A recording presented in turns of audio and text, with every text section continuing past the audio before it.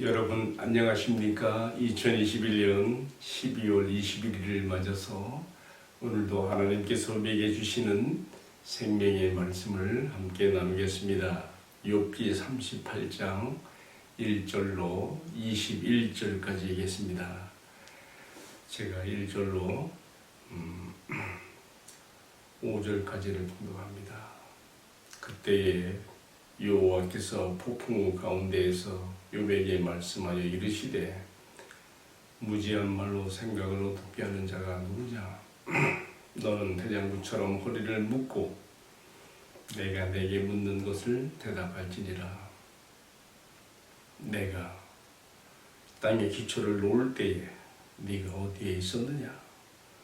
내가 깨달아 알았거든 말할지니라. 누가 그것의 도량법을 정하였는지, 누가 그 줄을 그 위에 띄웠는지 내가 아느냐? 계속 이어지는 질문이 모두 15가지가 나오는데 저는 오늘 봉독한 말씀을 중심으로 땅에 기초를 놓을 때에 네가 어디 있었느냐 제목으로 함께 말씀을 나누겠습니다.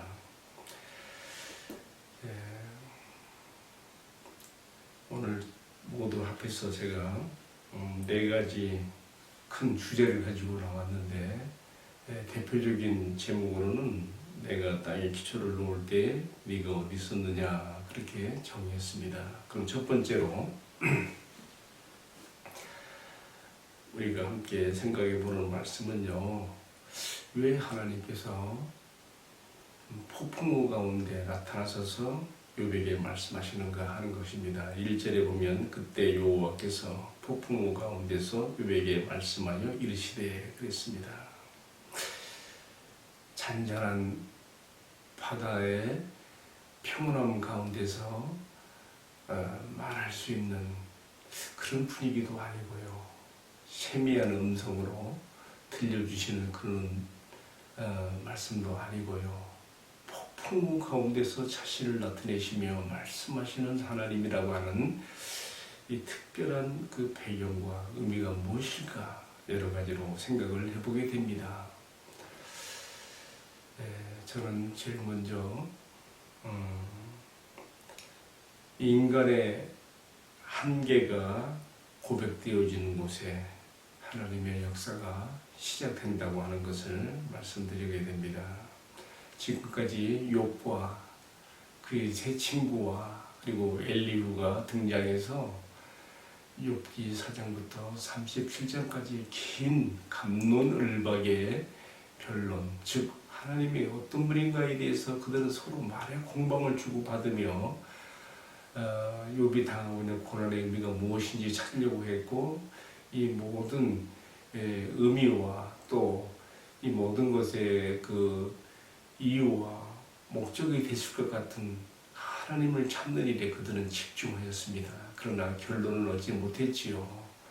그들은 한계를 느끼고 그들이 모두 자신들의 말을 멈추게 되는 바로 그 지점에서 이제 하나님께서 등장하셔서 마치 자신의 순서가 되신 것처럼 저렇게 말씀을 하게 되는 것입니다. 그런데 하나님께서 오늘 말씀 첫 구절에 나온 것처럼 폭풍우 가운데서 나타나셔서 욥에게 말씀하신다는 사실입니다. 왜 그렇습니까? 저는 이 점을 깊이 생각해 보다가 이 폭풍우 가운데서 자신을 나타내시는 것이야말로 하나님께서 자신을 가장 잘 드러내시는 배경이 되겠다고 생각을 해보게 됩니다. 이렇게 생각하게 되는 이유는요, 훗날 하나님께서 사람이 되시어서 우리 인간 세상에 오셨을 때에 우리 예수님께서 그렇게 하지 않았습니까? 예수님께서 제자들에게 자기 자신을 가장 잘 드러내셨던 장면이 있습니다. 언제입니까? 바로 폭풍우 바다에서 그 폭풍우 바다를 걸어서 제자들에게 건너오실 때 제자들은 까무러치듯이 기절할 듯이 그들이 바로 그가 누구신가에 대해서 눈이 활짝 떠진 것이죠. 우리 주님께서 폭풍우 바다를 건너 제자들이 오시기 바로 되기 직전의 그 장면을 보면요, 제자들이 예수님이 오병이어로 5천 명이나 먹이는 그런 기적을 체험합니다. 그런데도 그들은 예수님에 대해서 아직 잘 깨닫지 못했습니다. 그가 누구신가에 대해서 아직 눈이 열리지 못했던 것이죠. 그러다가 오병이어에 이어서 예수님이 폭풍 바다를 건너오실 때에 제자들이 그 예수님의 모습 앞에서 기절초풍하듯이 그들은 놀라게 되고, 예수님 발 아래 예수님이 그들의 배에 올랐을 때에 예수님 발 앞에 엎드려 경배하며 예수님이 어떤 분인가에 대한 고백을 하게 되는 것을 우리가 볼 수가 있죠. 또 왜 폭풍우 가운데서 나타났었을까? 제 개인적인 생각입니다만은 지금 욥이 당한 그 시련과 고난이 마치 폭풍우를 통과하고 있는 배처럼 심한 고통 가운데서 그는 괴로움을 당하고 있었거든요. 주님께서는 네가 그 폭풍의 그런 시련 가운데 있을 때에도 내가 여전히 너와 함께 있었다고 하는 표시를 이렇게 하시는 것으로 받아들입니다. 제자들이 폭풍 바다에서 괴로워하고 있었을 때 예수님은 다 보시고 그들 향해 걸어가지 않았습니까? 그렇습니다. 우리가 우리 인생의 폭풍우를 만났을 때에 사실은 주님이 다 보고 계시고 있으며, 사실은 주님이 그곳에 함께하고 계시며, 이 폭풍 가운데서 주님은 자신을 더 잘 드러내실 수가 있고, 우리가 주님을 더 깊이 알게 되고 만나게 하는 기회로 삼으시는 것을 오늘 첫 번째 구절, 하나님께서 욥에게 또 세 친구들에게 엘리후에 나타나실 때에 특별히 욥에게 폭풍우 가운데 나타나셔서 말씀하시는 그 장면에서 이렇게 이해를 해보게 되는 것입니다. 사랑하는 성도 여러분, 때로 우리가 폭풍우를 통과하는 배처럼 이 세상의 풍파 가운데, 풍랑 가운데 폭풍우 몰아치는 그 험한 파고를 넘는 배처럼 괴로움 가운데 빠져 있을 때, 여러분, 그때가 실로 우리가 하나님을 더 깊이 만나고 하나님을 알게 되어지며, 또 하나님께서 그 가운데서도 함께 계시고 지켜보시며 그 상황으로 오시는 분인 것을 우리가 오늘의 첫 번째 주제에서 생각해 볼 수 있어야 되겠습니다. 자, 오늘의 말씀도 이제 두 번째 생각해 보게 되는 것은요, 2절 말씀입니다. 하나님께서 그동안 고통을 많이 당한 욥에게 위로의 말씀으로 오시지 않았어요. 어떻게 왔습니까? 이렇게 했어요. 무지한 말로 생각을 어둡게 하는 자가 누구냐? 책망적인 어떤 그러한 질문으로 지금 찾아오신 거예요. 지금 욥이 당한 고통과 시련을 생각하면 위로받기에도 부족할 판인데, 왜 하나님께서 이렇게 책망적인 그런 질문 형식으로 욥에게 찾아오신 것일까? 그 이유가 무엇일까? 저는 이 말씀 앞에 두 가지를 생각합니다. 첫 번째는요, 하나님께서는 지금 이 상황에서 욥을 하나님을 아는 지식에서 더 크게 자라게 하시는 것뿐만 아니라 더 강하게 만드시는, 하나님 앞에 하나님의 사람으로 더 크게 성장시키시는 그런 배경에서 이렇게 찾아오신다고 생각합니다.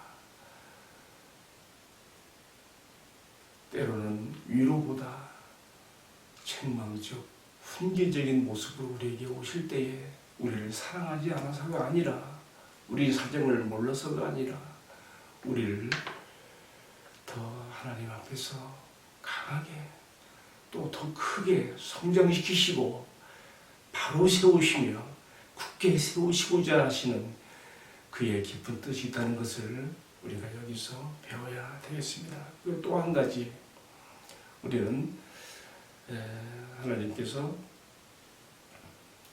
그의 사랑하는 자녀들, 우리들을 이 풍파많은 세상에서 우리를 세워나가실 때에 이처럼 때로는 위로보다도 평안보다도 책망적, 질문적 성격으로 우리에게 다가오시게 되는데요. 여기서 하나 배울 게 있습니다. 그게 뭐냐면요. 질문으로 질문을 답한다는 사실입니다. 그동안 욥이 하나님께 대해 질문을 무지하게 많이 했거든요. 왜 내가 이런 고난을 받아야 됩니까? 이 고난의 의미가 무엇입니까?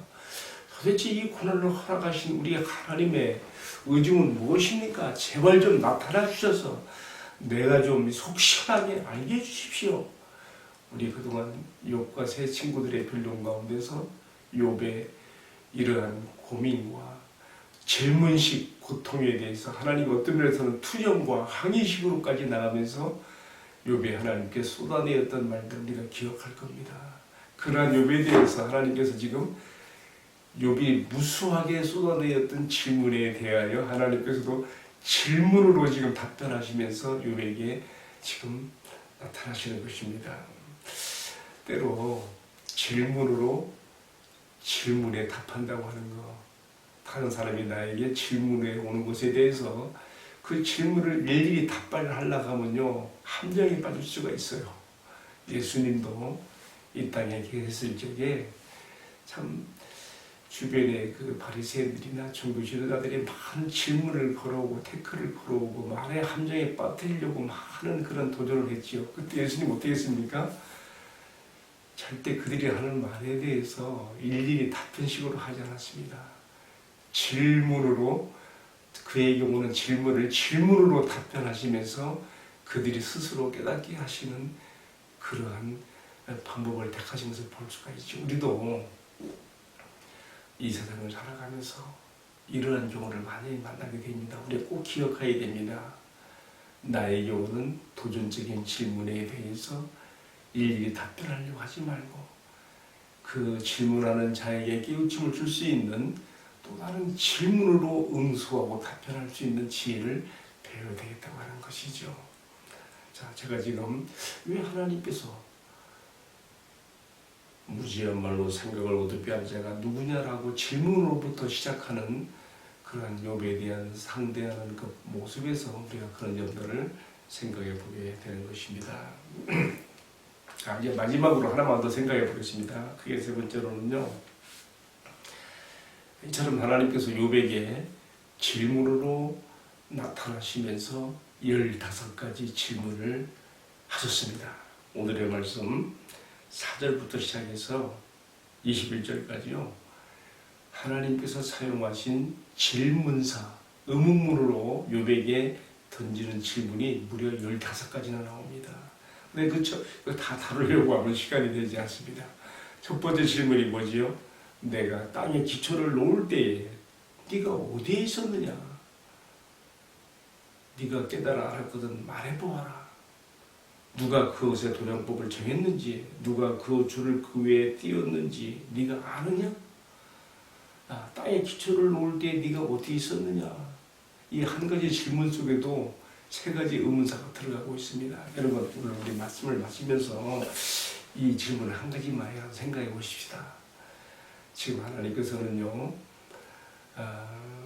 욥이나 그 세 친구들이나 엘리후가 하나님에 대해서 그들이 아는 지식을 동원해서 많이 말했지만은 이것들은 다 마치 장님 코끼리 만지듯이 한 부분적인 것들을 말하는 것밖에 되지 아니하지요.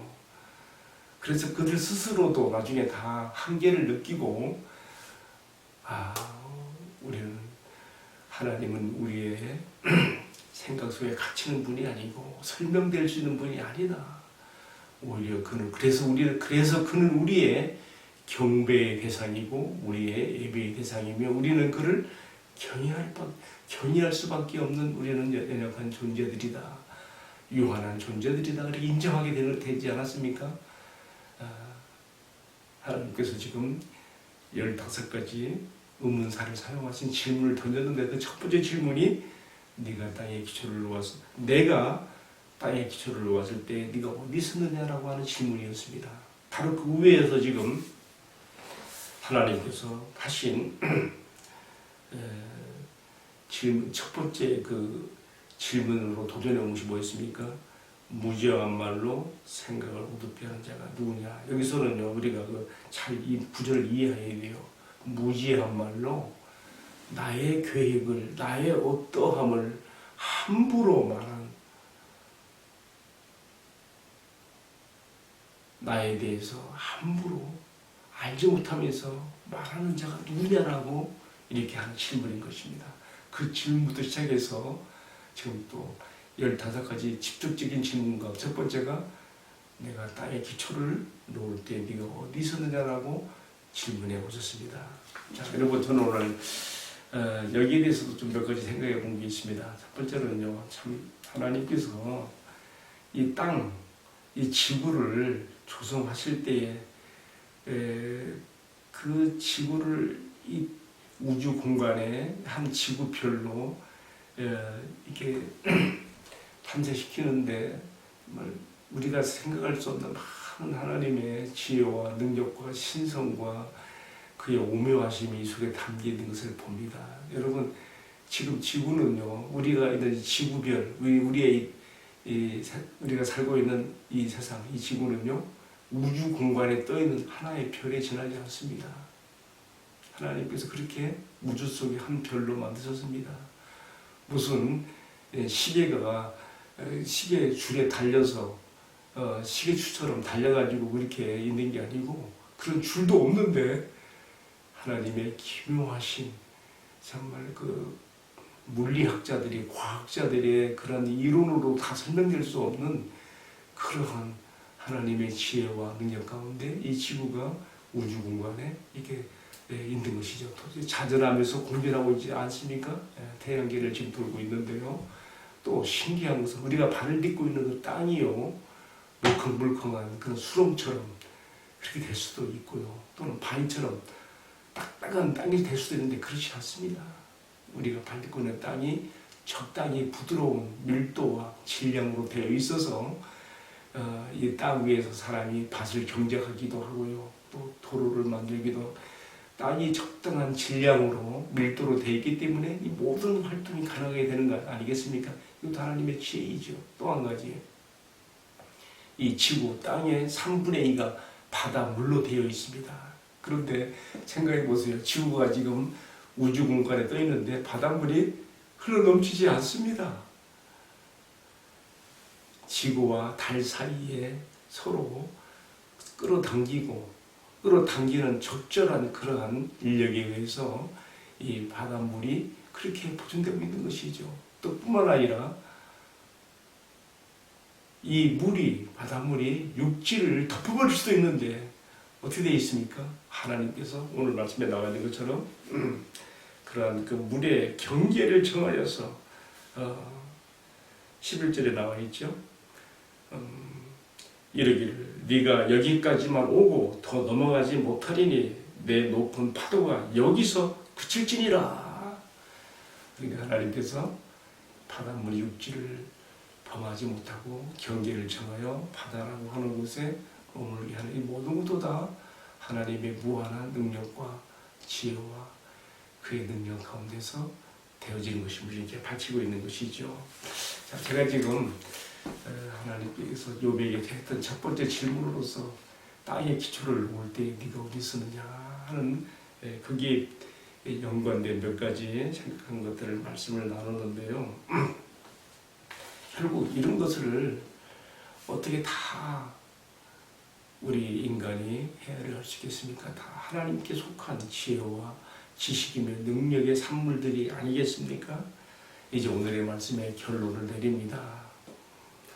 우리 하나님께서 말씀하시는 것입니다. 네가 지금 발을 딛고 있는 이 땅이 어떻게 해서 만들어졌으며 기초가 되었으며 이렇게 우주 공간에 조성이 되어 있고 지금 이렇게 땅에 그러한 그 모습을 갖고 있는지 네가 밟고 있는 땅의 일도 하나 알지 못하는데 어떻게 네가 창조한 그 수많은 그런 세계에 대해서 창조 세계에 대해서 나를 알 수 있다고 하는 것이냐. 결국 결론은 어디로 갑니까?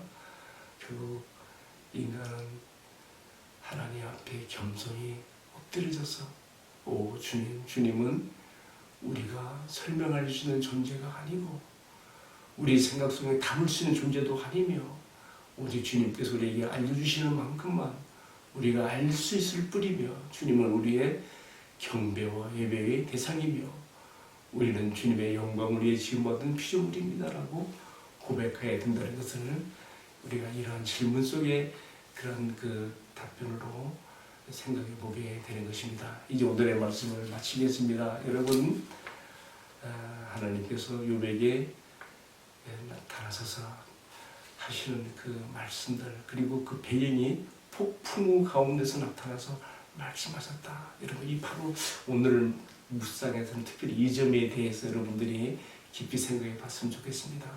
폭풍우 그것은 우리에게 고통과 시련이며 아픔이고 마치 하나님께 버림받은 것 같은 욥이 그렇게 하나님 앞에 토로했고 그렇게 절규하면서까지 괴로워했던 그 고통의 문제가 폭풍우 같은 그런 인생을 우리가 통과할 때에 그러나 그때가 하나님을 가장 잘 만날 수 있는 기회이고 하나님을 알게 되어지며 하나님께서 그 가운데서 여전히 우리와 함께 하시고 있다는 것을 오늘 욥을 상대하시는 하나님의 어떠하심을 통해서 우리가 함께 생각해 보았습니다. 오늘도 함께 말씀을 시청하시고 나눠주신 여러분 감사합니다. 기도하겠습니다. 살아가시는 주님, 폭풍우 바다에서 심히 흔들리며 파도를 넘는 배처럼 우리 인생의 폭풍우 가운데 시달리며 힘들고 괴로울 때가 많이 있습니다. 주님, 그러나 바로 그때가 우리가 주님을 가장 잘 만날 수 있고 주님을 알게 되며 주님을 경험하게 되어지며 주님은 변함없이 그 폭풍 가운데서 우리와 함께 하시고 계셨고 또 능히 거기서 건지시며 우리를 더욱 강하게 온전하게 세우시는 분인 것을 오늘의 말씀을 통해서 배웠습니다.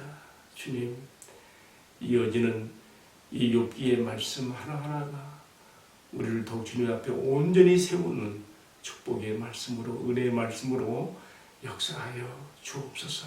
감사합니다. 이 모든 말씀을 우리 주님 예수 그리스도의 이름으로 기도 올립니다. 아멘. 예, 감사합니다. 오늘도 함께 해주신 여러분 감사합니다. 내일 또 다시 만나겠습니다.